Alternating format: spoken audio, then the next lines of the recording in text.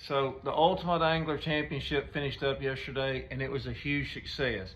I know there's things that could get better. I know people were fussing because there was no live coverage. Well, all this time we say we wish people wouldn't put so much in production and pay more to the anglers.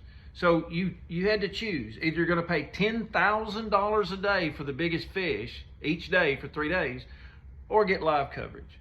So next year, hopefully there'll be live coverage. That would be awesome. However, they did this with such a small group of people. Lori Waller, she needs to be commended because everything was on her for the most part. There were some people with the state that did things.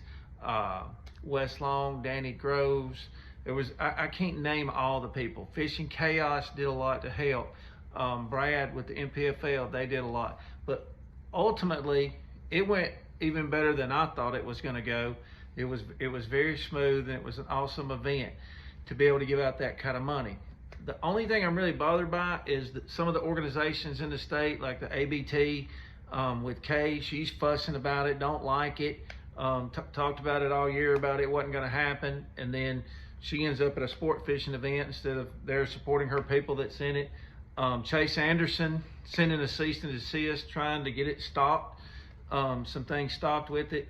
I hate that because it's good for the whole fishing community. I mean, we're talking about $500,000 was given away to first place. $1 million was paid to the out in the top 10, just the top 10. 100 places was paid, and this money was given by the state. This wasn't a bunch of entry fees that went and paid. Okay, each person paid $500. So you multiply 500 times 200, and you see what you get. That didn't pay out $1.3 million. Okay, so thank you to the state of Alabama, the DNR. They had a lot to do with it. Jackson County, the Lieutenant Governor, everybody. It was awesome. It was a great success. It's going to happen again next year, and it'll be even bigger. So thank you for all the people with the Ultimate Angler and Unified Pros. And I know there's some anglers involved that help get things going with Chris Lane and everybody else. But at the end of the day, it's nothing but a good thing for fishing. I don't know why some of the organizations don't like it, that they're doing it. And especially with the ABT, because every ABT had a qualifier that gets to go fish for $500,000. Don't know why you'd be mad about that.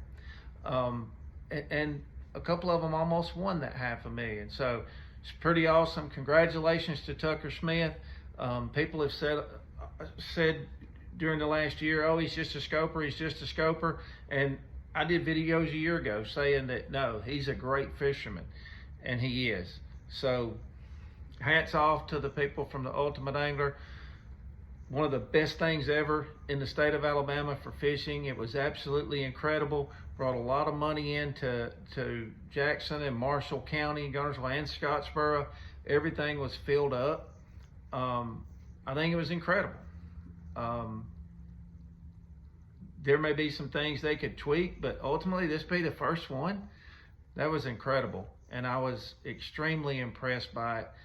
There were a lot of people there. There were a lot of companies there. I know Goose Pond, Waterfront, and GTO was full every morning. I know Paul and Jana loved it, having so many people in town. I know all the Airbnbs were filled up. It was at the same time as the Big Bass Tour, so there was extra people in town. But ultimately, it ended up being an awesome event. And I talked to a lot of the pros that were like, man, this is the toughest tournament I've ever fished in my life. And it was incredible. So looking forward to next year.